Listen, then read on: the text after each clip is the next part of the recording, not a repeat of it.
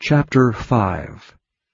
And they came over unto the other side of the sea, into the country of the Gadarenes. And when he was come out of the ship, immediately there met him out of the tombs a man with an unclean spirit, who had his dwelling among the tombs, and no man could bind him, no, not with chains, because that he had been often bound with fetters and chains, and the chains had been plucked asunder by him, and the fetters broken in pieces. Neither could any man tame him. And always, night and day, he was in the mountains, and in the tombs, crying, and cutting himself with stones. But when he saw Jesus afar off, he ran and worshipped him, and cried with a loud voice, and said, What have I to do with thee, Jesus, thou Son of the Most High God?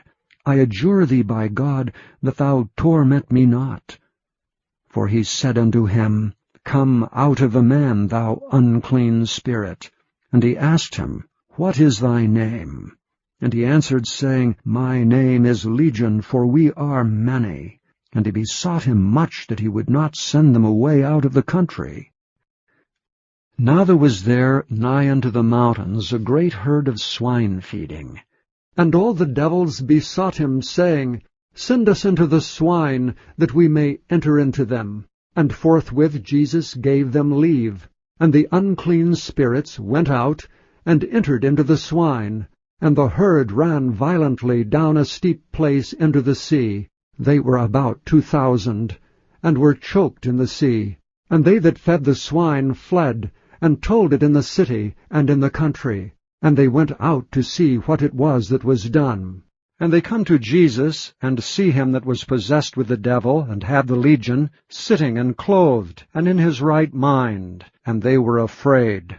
And they that saw it told them how it befell to him that was possessed with the devil, and also concerning the swine. And they began to pray him to depart out of their coasts. And when he was come into the ship, he that had been possessed with the devil prayed him that he might be with him. Howbeit Jesus suffered him not, but saith unto him, Go home to thy friends, and tell them how great things the Lord hath done for thee, and hath had compassion on thee. And he departed, and began to publish in Decapolis how great things Jesus had done for him, and all men did marvel. And when Jesus was passed over again by ship unto the other side, much people gathered unto him. And he was nigh unto the sea. And behold, there cometh one of the rulers of the synagogue, Jairus by name, and when he saw him, he fell at his feet, and besought him greatly, saying, My little daughter lieth at the point of death. I pray thee, come, and lay thy hands on her, that she may be healed, and she shall live. And Jesus went with him, and much people followed him, and thronged him. And a certain woman which had an issue of blood 12 years, and had suffered many things of many physicians, and had spent all that she had, and was nothing bettered, but rather grew worse, when she had heard of Jesus, came in the press behind, and touched his garment. For she said, If I may touch but his clothes, I shall be whole. And straightway the fountain of her blood was dried up, and she felt in her body that she was healed of that plague. And Jesus immediately, knowing in himself that virtue had gone out of him, turned him about in the press, and said, Who touched my clothes? And his disciples said unto him, Thou seest the multitude thronging thee, and sayest thou, Who touched me? And he looked around about to see her that had done this thing. But the woman, fearing and trembling, knowing what was done in her, came and fell down before him, and told him all the truth.